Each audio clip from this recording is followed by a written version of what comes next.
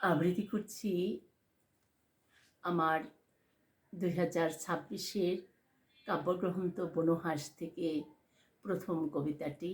কবিতার নাম নক্ষত্র পতন।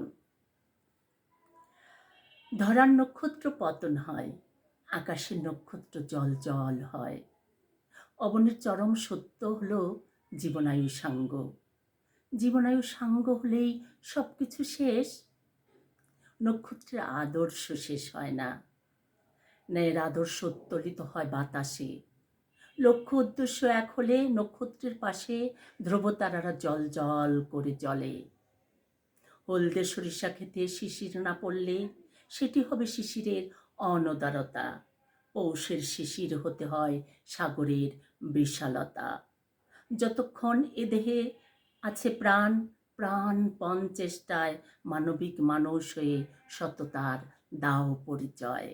তবেই ধরণীর মাঝে অমর হবে বিনেশতায়।